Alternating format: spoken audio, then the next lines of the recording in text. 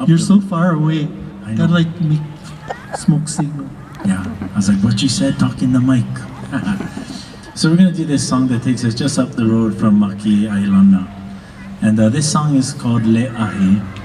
And it's a song that was written by one of our composers, great composers, Auntie Mary Pulaʻa Robbins. And Auntie Mary Pulaʻa Robbins' husband was the keeper of the lighthouse there at Diamond Head, at ʻahi. In Hawaiian society, like Uncle Jerry mentioned, one of the great gifts that we could give someone was the gift of a song. By giving them a song, you preserve the moment, a story. It was like our music is really our history books, it's our journals and our diaries. It has the personal stuff, the happenings of the time, as well as the history of the time. The unfortunate thing is, this song written for him is not a love song. It's a scolding song. It's a song that lets him know, perhaps, that she's aware of the extracurricular activities that are taking place at the lighthouse. And Auntie Mary Pulaʻa Robbins very cleverly uses the metaphor of his job to let him know. In the second verse, she says, "Malama oi ka poi pele." You should have been more careful around the buoy with the bell. The buoy with the bell is the buoy that makes noise, tells too many people what they're doing the previous evening. In our day, the buoy with the bell would be that one friend who posts too much on social media about their personal life. And we all know one or two of those. She says, because you weren't careful on the buoy with the bell, you and I, honey, are headed for the reef. Hard times are ahead. She says in the next verse, which means this buoy is kaulana, it's a famous buoy, it has a reputation. This buoy is known to entice one out into the open ocean, where no good water, no good things can happen out there. In case he wasn't getting it, she gets a little clearer in her next verse. Meaning, I notice she's paying awful lot of attention and taking time to greet all the young and beautiful girls, perhaps implying, how do you know all these young girls when we are out on Tatao? And just in case, in the last line of the song, it's my favorite, it says, "Goodbye kaue ke aloha." Goodbye kaue ke aloha can translate to something nice. It can mean goodbye for us, my love. However, the listener is left to wonder why Auntie Mary Pulaʻa Robbins selected one English word for her otherwise completely Hawaiian song. In Hawaiian language and Hawaiian poetry, you know, the appropriate words for that in Hawaiian would have been aloha, ahui ho. Those words carry with them meanings of affection and endearment and wanting to be around that person more, and perhaps at this moment in time, that wasn't the case. So she found the word in the English language that was more terminal, and that word was goodbye. So this line, goodbye kaue ke aloha, in this song probably more properly translates to something along the lines of, don't let the door hit you on the way out. So if anyone ever tells you, hey, goodbye kaue ke aloha, it's not a compliment.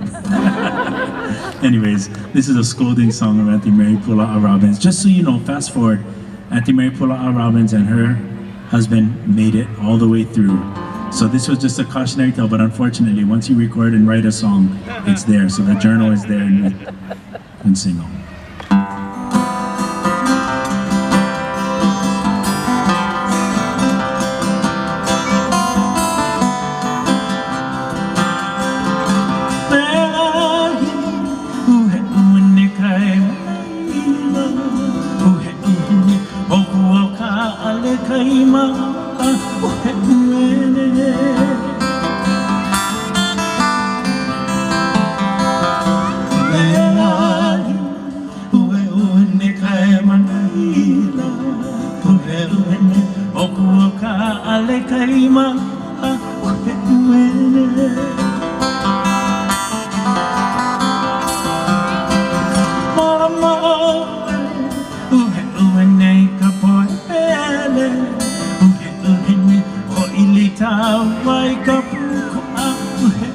This is where she says, watch out for the buoy with the bell, the reef's ahead.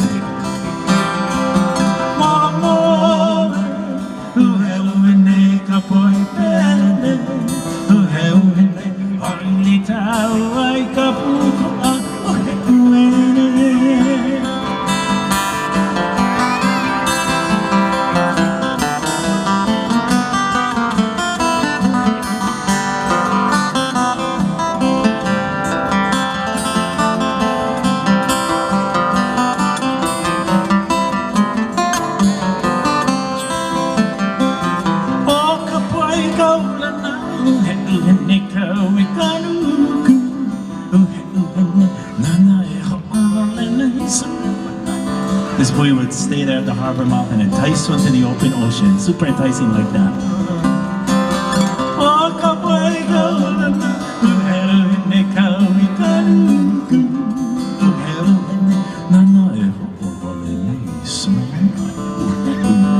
Enticing, yeah?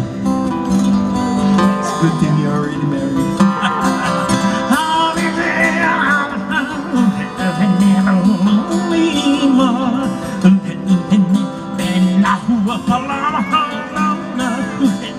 This is the verse she says, how do you know all these young beautiful girls?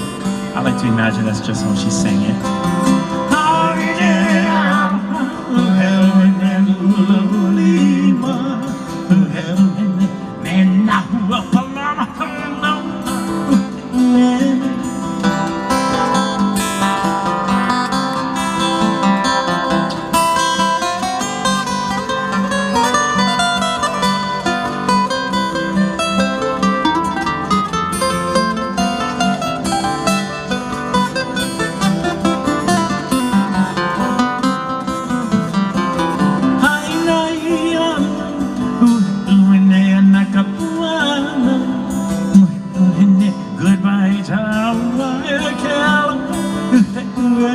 Goodbye, Kamuela. Don't let the door hit you on the way out.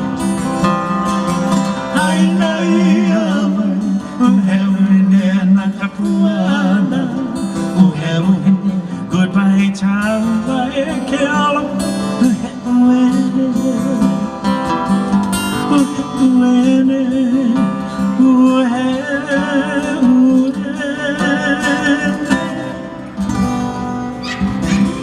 cautionary.